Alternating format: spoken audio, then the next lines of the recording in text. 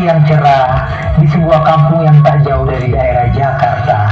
Terlihat ada 3 orang anak yang sedang bermain dan menunggu salah satu temannya.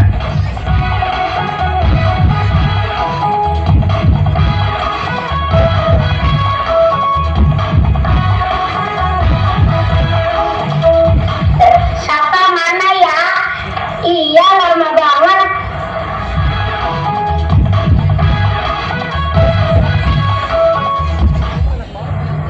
Beberapa saat kemudian terlihat Safa yang sedang berjalan dari kejauhan. Maaf ya teman-teman, lama. Aku tadi ngerjain PR IPS dulu. Kalian sudah ngerjain? PR IPS ini aja Kak, tentang proklamasi kan. Proklamasi mah zaman dulu, jadul. Udahlah, kita main aja, mau ke taman segitiga atau ke taman coki-coki. Segitiga aja yuk, deketan. Mereka berempat pun akhirnya berjalan menuju taman segitiga untuk bermain dan bertemu dengan teman-teman lainnya. Di perjalanan, tiba-tiba Atan terjatuh. Aduh, kenapa kamu Tan? Aduh, kakiku kesandung Yuna. Kesandung apa Tan? Gak tahu ini apaan ya. Itu benda apa ya? Ini kayaknya teman-teman, keris. Tiba-tiba, keris yang ada di tangan Safa pun bergetar. Safa menjadi panik dan ketakutan. Lalu Asma dan Atan berusaha membantu Safa melepaskan keris tersebut dari tangannya, namun tidak berhasil. Sampai akhirnya langit menjadi mendung dan angin berhembus kencang. Lalu mereka tiba-tiba terbawa angin kencang tersebut.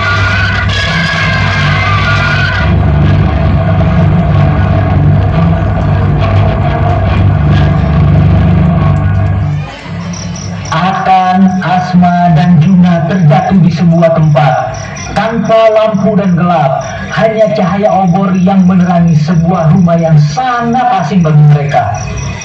Ini di mana ya? Iya, gelap. Iya ya. Tiba-tiba terdengar suara hentakan kaki dan ketukan pintu yang terdengar sangat tergesa-gesa. Assalamualaikum. Aku Bang jawab. Waalaikumsalam. Ya, kaumku, ada apa? Wahai tuanku, saya dengar banyak yang datang ke sini. Datang ke sini untuk apa? Mereka mengajak kita berperang, tuanku. Hidup kita sudah tidak aman, tuanku. Jika mereka mengajak berperang, aku tak takut untuk berperang.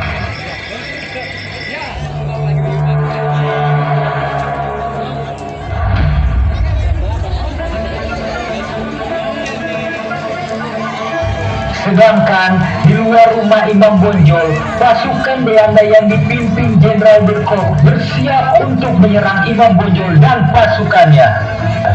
Letnan Kolonel Secure, siapkan pasukan. Kita akan melawan Imam Bonjol dan pasukannya. Ya, tuanku. Letnan Sabit dan Letnan Kenzi, kalian bersiap mengepung di sisi kanan dan kiri.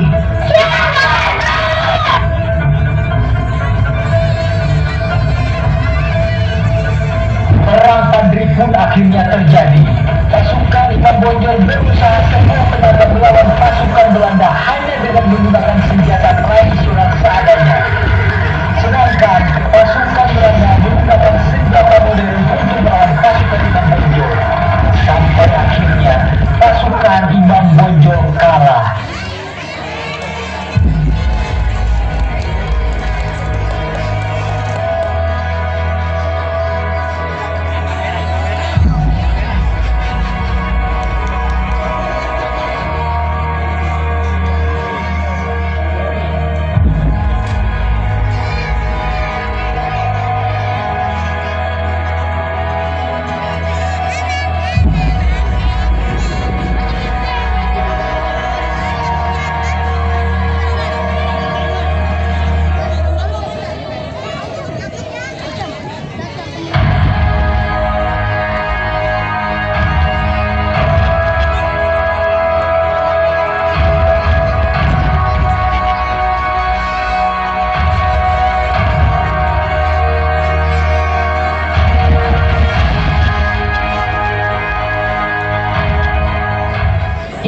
Bonjol akhirnya ditangkap.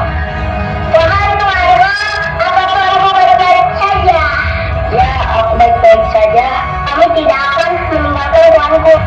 Kami tidak akan menyerah untuk berdalih. Kalau tidak kalian selamat dari sini, ingatlah pesanku dan sampaikanlah kepada kaum putih bahwa kembalilah kepada ajaran Islam yang murni. Tiba-tiba angin dari arah barat berhembus kencang, mengagetkan Asma, Atan, Juna, dan Safa. Mereka tertiup dan bawa angin.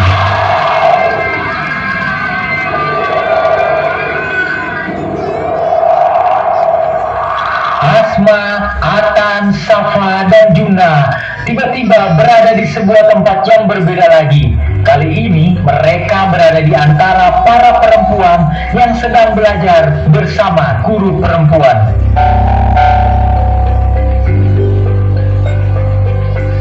Ini di mana lagi ya? Ibu Raden Ajeng Kartini, bagaimana caranya agar kita lepas dari penjajahan? Kita harus menjadi manusia yang cerdas, memiliki wawasan yang luas agar mampu memiliki strategi besar agar bisa melawan para penjajah. Apakah belajar hanya diperuntukkan bagi laki-laki Raden Ajeng Kartini? Tidak. Pendidikan adalah hak semua orang, termasuk kita perempuan. Tiba-tiba dari kejauhan datanglah ibunya Kartini yang sedang marah dan merasa kesal karena Kartini selalu saja mengajar para perempuan. Sedang apa kamu Kartini? Aku sedang mengajar ibu. Sudahlah Kartini, untuk apa kamu mengajar mereka? Mereka wanita, tugas mereka menikah dan mengurus rumah. Mengapa ibu? Apakah salah jika wanita belajar? Apakah salah jika wanita memiliki kedudukan yang sama dengan laki-laki? Cukup tradisi lah, tetap tradisi. Saya akan tetap berpendapat seperti ini ibu. Terserah kamu saja. Yang penting tiba waktunya, mau tidak mau kamu harus melakukan pingitan.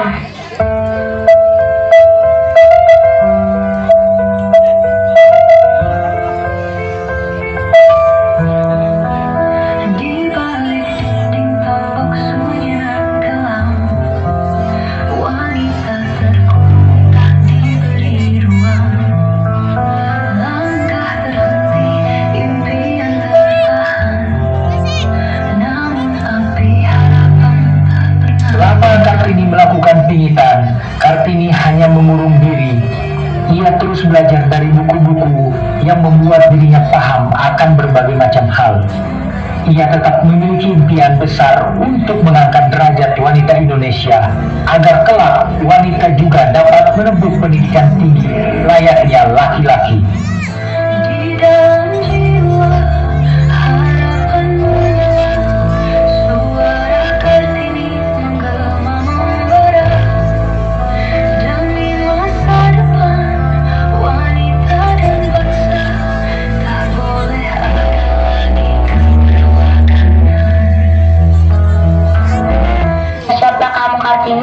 Pernikahan kamu sebentar lagi. Sampaikan kepada Bupati Lembang, aku akan menerima lamarannya dengan satu syarat.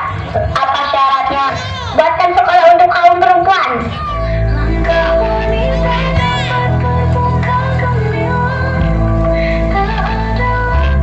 Sebelum menikah, Kartini khawatir pernikahan akan memutus cita-citanya mendidik perempuan.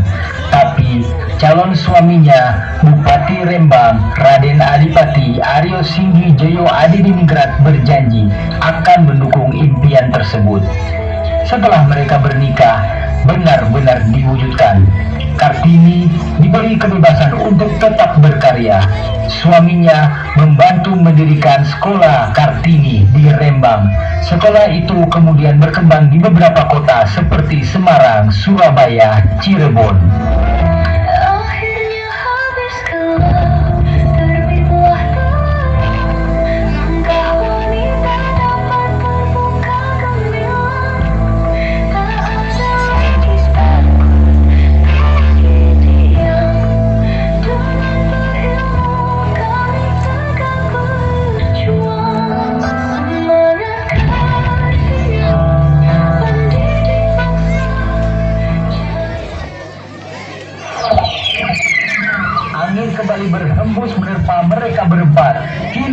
sudah siap melakukan perjalanan kembali ke sebuah tempat yang mereka sendiri tidak tahu. Ini di mana lagi ya?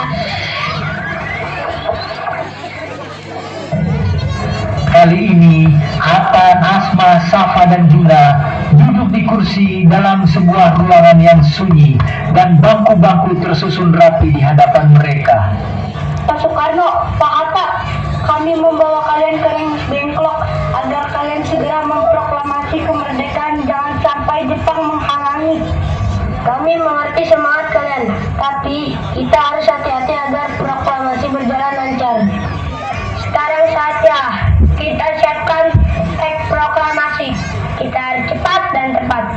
Teks proklamasi harus singkat dan jelas. Kita nyatakan bahwa Indonesia telah merdeka. Ya, dengan kata-kata yang sederhana agar mudah dimengerti. Nanti saya yang akan mengetik teksnya. Aku sudah buatkan bendera merah putih ini untuk dikibarkan besok.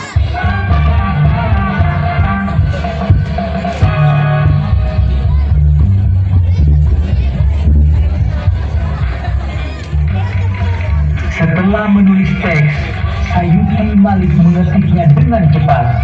Semua sudah siap untuk membacakan proklamasi pada hari berikutnya.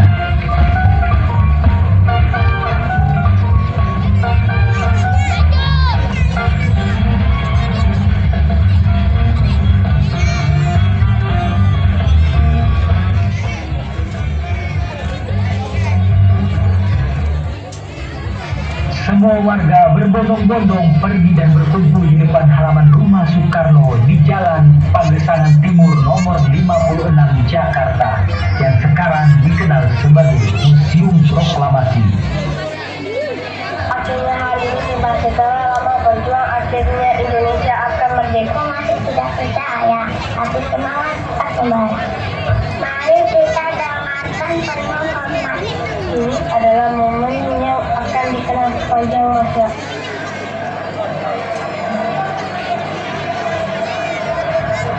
Lalu Soekarno dan Hatta keluar dari rumah. Mereka disambut hangat oleh warga. Soekarno membaca teks proklamasi didampingi oleh Hatta di belakangnya.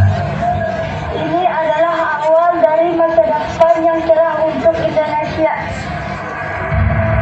Merdeka! Merdeka! Merdeka! Merdeka!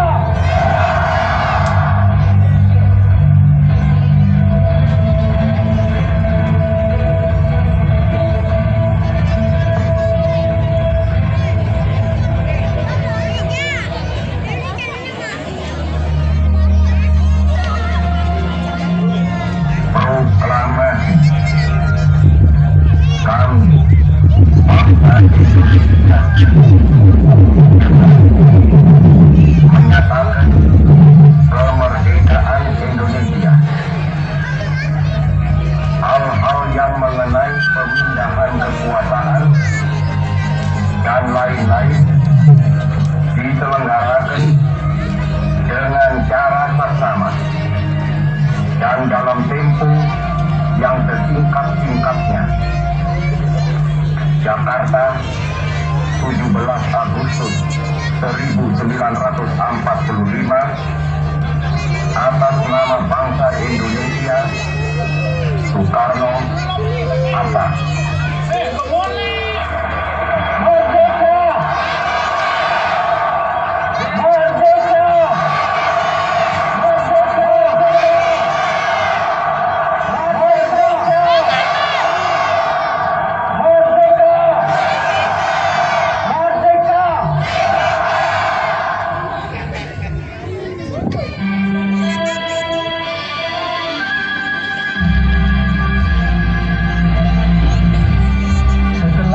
Petualangan menegangkan di lorong waktu masa lalu, Asma, Atan, Safa, dan Juna akhirnya kembali ke masa kini.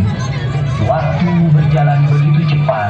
Anak-anak penuh rasa ingin tahu itu kini telah beranjak remaja. Mereka tidak lagi sekedar penjelajah kecil yang terpesona oleh sejarah, melainkan menjadi pribadi yang tumbuh dengan luar biasa. Kini, di usia remaja, mereka mulai menyadari bahwa pengalaman itu bukan sekedar cerita petualangan, melainkan bekal untuk menghadapi tantangan hidup. Mereka belajar kemerdekaan bukan hadiah, melainkan amanah perjuangan. Hari ini, di bawah sang merah putih yang berkibar, mereka berjanji melanjutkan langkah para pahlawan untuk menjadi pahlawan di zamannya dengan ilmu, mimpi, dan keberanian. Dirgahayu Republik Indonesia yang ke-80.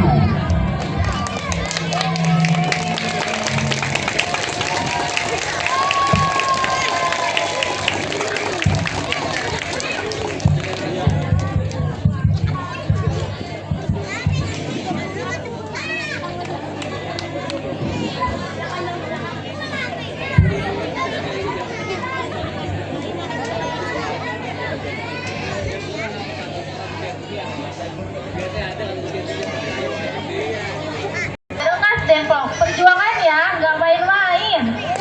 Iya, dari situ aku belajar merdeka itu bukan hanya hadiah, tetapi merdeka adalah hasil dari sedih dan darah dan air mata kita. Betul, sekarang waktunya kita melanjutkan perjuangan para pahlawan dengan cara zaman kita sendiri. Dengan cara belajar dengan bersungguh-sungguh, menjadi orang yang berguna, dan tidak pantang menyerah.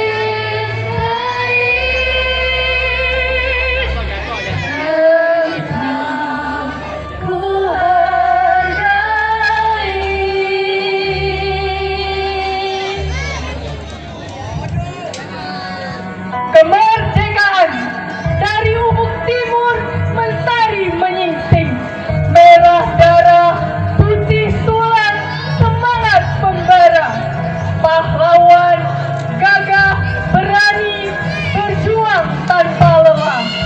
Mereka tumbangkan penjajah demi tanah air tercinta. Tanah airku, Indonesia, kemerdekaanmu adalah anugerah. Perjuangan para pahlawan jangan pernah terlupakan. Merah putih terus berkibar, semangat juang takkan pudar. Di bawah langit biru, kemerdekaan abadi.